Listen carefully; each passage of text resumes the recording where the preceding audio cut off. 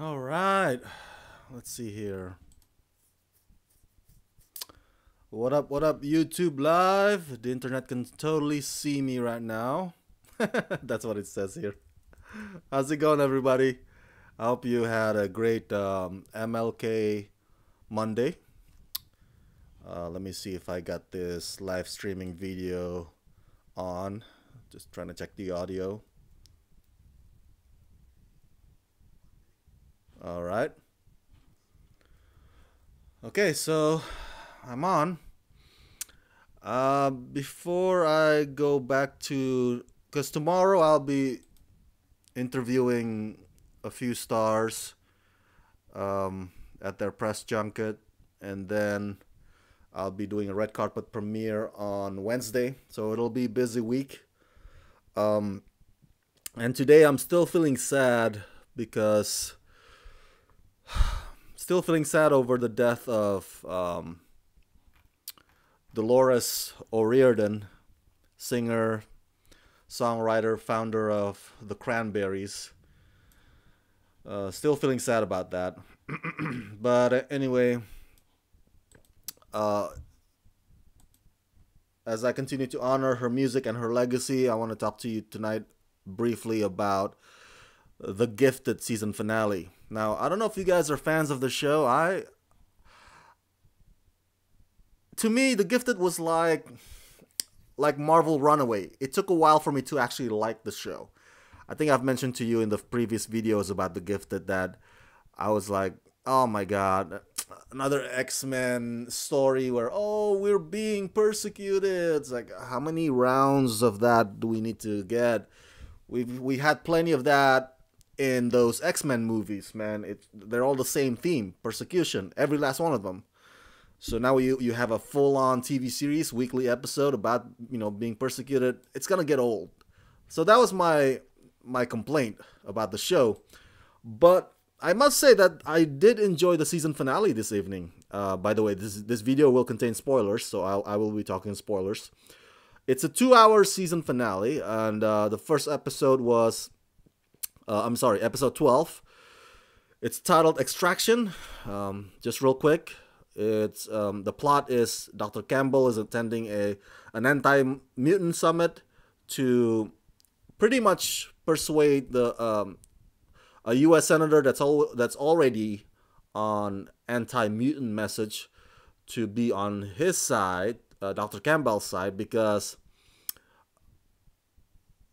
there's more power when you have somebody in the Congress like that, because they can introduce a bill, introduce legislation that if approved or if got enough votes will become law, and that's it. That's the law of the land, and it's gonna get even harder for the mutants.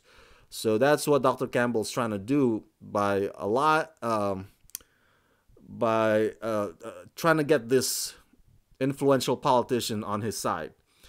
So episode 12 was mostly about the mutant underground trying to take down Dr. Campbell before he and the senator get to go to Washington, D.C. and do their damage. Obviously, it doesn't work. The episode ends with pretty much a botched job. But a couple of notes. I think it's interesting that Blink, played by Jamie Chung, and Thunderbird, played by Blair Redford, that they are now love interests. I was like, oh, that was fast. Dreamer just died, Dreamer was Thunderbird's previous love interest. She just died like a few episodes ago. I was like, that's kind of not cool. I mean, to rebound so fast like that. And dude, I freaking love Dreamer, man. The actress who played her, she is just so gorgeous. I think I've mentioned this to you before. I hope she gets another gig in another TV series somewhere, because I want to watch more of her stuff. So, but that's the side note. Blink and Thunderbird is a thing now. And in this episode also, we see the Frost sisters, the triplets, starting to influence the decision making within the mutant underground. Um, we know that they're good at uh, controlling minds of mutants and humans to do whatever they will, but they didn't even have to do that. They can just use manipulation. They can use I mean, they're pretty persuasive. Their arguments are pretty, like, even though you disagree with them, you're like, yeah, you kind of have a point. So they even have that skill. The three girls, by the way, stunning. The actress who plays the Frost sisters. Um, so we see now in episode 12, Frost sisters get even more frustrated because the job of trying to capture Dr. Campbell, it botched. And so coming into episode 13, we see the Frost sisters manipulating and persuading successfully um, Polaris, Lorna, aka Polaris, to pretty much embrace her power. Because if you, spoiler alert, Polaris in the comic books, she's supposedly the daughter of Magneto. You know Magneto, the strongest villain in the X-Men universe. So now, I guess her pregnancy makes her even stronger. And that just became, Lorna just becomes more scary, man. The same goes with Andy Strucker. Oh my god, in episode 12, the things that Andy said to his sister Lauren, I mean, I feel like I just want to slap Andy in the face. Like, dude, some respect for your sister, man. What the hell? You can't say shit like that to your sister. But he's changing too, just like Lorna's changing.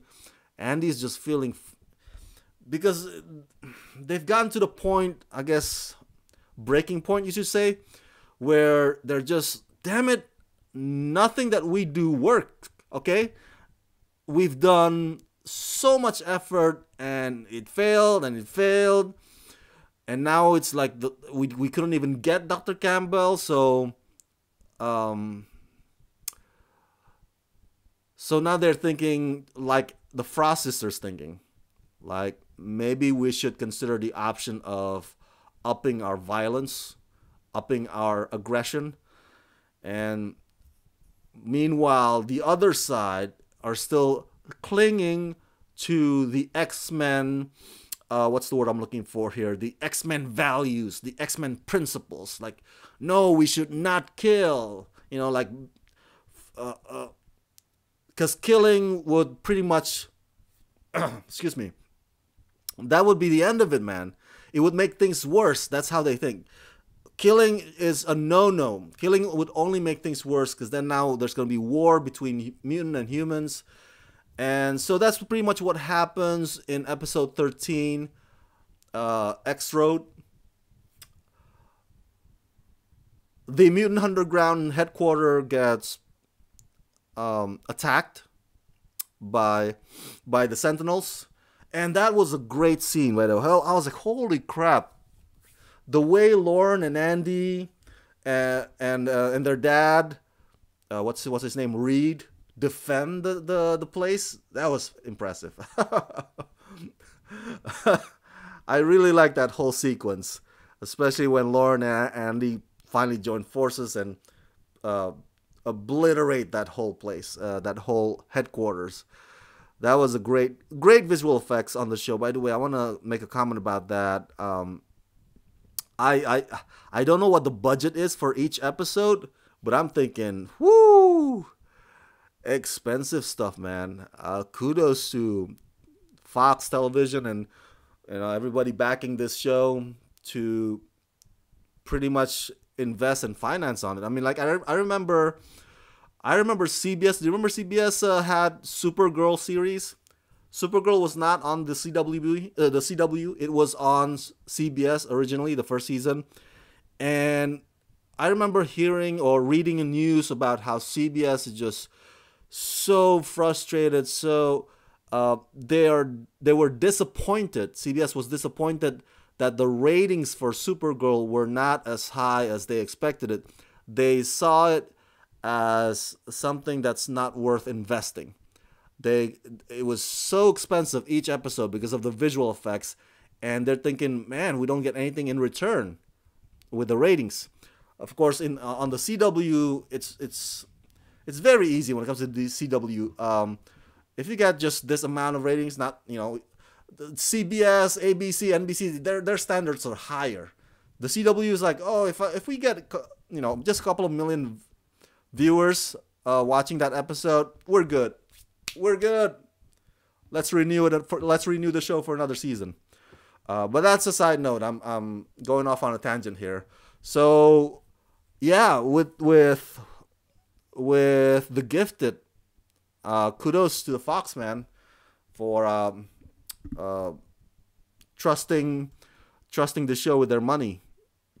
Real quick, I want to mention that it was cool in episode 12, the first hour of this 2-hour season finale, to have seen. It was cool to have seen actress Sharon Gless show up as Lauren and Andy's grandmother, or Reed's mother. That was awesome. If you don't know who Sharon Gless is, she's one of all-time most endeared actresses. What was that series that back in the 80s? Lacey, Cagney and Lacey, I think. And she was also part of Burn Notice. Burn Notice, this was created by Matt Nix. Matt Nix created The Gifted. So Matt, another alum from Burn Notice also that joined The Gifted is Kobe Bell, who plays Agent Turner.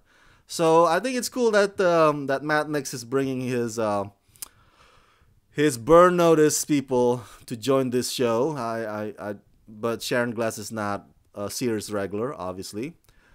Who knows? Maybe we're gonna see actor Jeffrey Donovan, who played Michael Weston in Burn Notice, show up as, I don't know who else, a mutant maybe in The Gifted. That would be nice. I do miss seeing Gabriel Anwar, who played Fiona. So back to The Gifted. To conclude this video, I don't want to make it too long. I totally understand why Lorna and Andy are now, I guess, embracing the dark side. I'm using a Star Wars reference. Because at the end of the episode, the mutants gets divided now. The mutants get divided.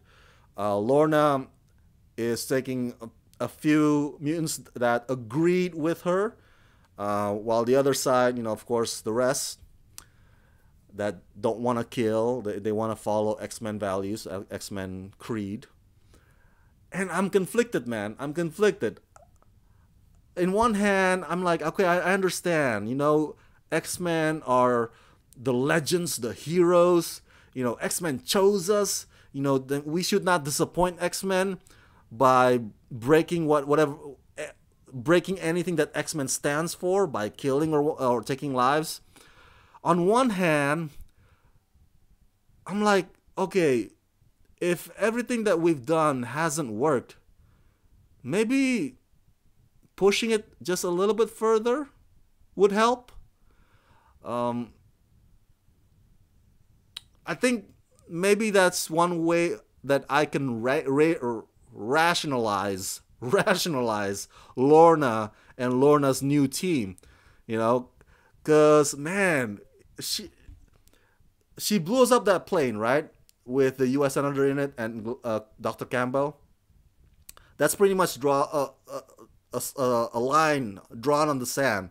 So she has made her choice. She has made her decision. I'm gonna follow, my way, not your way, not the X-Men way. And her justification for doing that, she's like, I wanna make a new world for my child. I can't bring a child to this world if the world is like this all the time. And it's not working. Whenever we push, we get the Sentinels come back and destroyed our our effort, and it's just so frustrating to her. And I totally get it if I see it from that point of view. She's That's how I try to rationalize and not judge Lorna as, all out completely villain now. Um, I'm seeing it from the perspective, oh, she's doing it because she's gonna be a mother soon, and she thinks this is the only way to, you know, make sure that the world that she's bringing her child into would be a safe one for mutants. Oh, it's conflicting, man. What do you think? What do you think? Do you think Lorna has a point, or do you think standing by X-Men values and X-Men creed, that's the right side to be on? Because X-Men by this time period, X-Men is just like urban legend, stories that I don't know that are told for bedtime, or that are told or passed down from generation to generation. They're not around anymore, so they're like Hercules and all that Greek myth that you just hear about. So if I were a mutant in that scene at the end of the episode, I might consider joining Lorna's team instead of staying with Marco and Strucker and Thunderbird and Blink. I just might. I just hope that, because Andy is joining Lorna, I just hope that Andy, you probably can blame it on puberty or teenagers' frustration, like it's just a phase kind of thing. But I don't know. I hope something kind of in him that whenever, for example, if Lorna's team is about to murder or kill someone, I know Frost sisters probably don't have any doubt or any problem enacting that. So I'm hoping that whenever that possibility is about to happen, that Andy would be the voice of reason, and the light bulb would go on. It's like, oh, guys, maybe we shouldn't do this. So my point is that I'm hoping Andy would be that guy, because there should be a guy in that team that says, guys, we've gone a little bit too far. Let's draw back. But I don't know. Maybe now Andy's also down for killing. So we'll see. I think that was a pretty cool season finale. Pretty explosive, pretty intense. Love it. I can't wait to see season 2. I'm glad the show has been renewed. I'm so stoked. So that's it. Those are my thoughts about The Gifted season 1 finale, the 2-hour finale. Share your thoughts in the comment section below. Thanks for tuning in to this live stream. Excuse me. And share this video with all your friends. And please subscribe to my channel. And as always, guys, Rama Screen, this channel does a lot. I do celebrity interviews. I do early reviews, movies before they even open in theaters. So I could use your help. So if you can help, if you can contribute, please do so through Patreon at patreon.com/ramascreen. That's patreon.com/ramascreen. $1 or $2 can go a long way. YouTube, we don't make money off of YouTube anymore. Everything gets demonetized these days. So I'm counting on your help. All right? Thank you so much, guys. And till the next live stream, let's wrap this.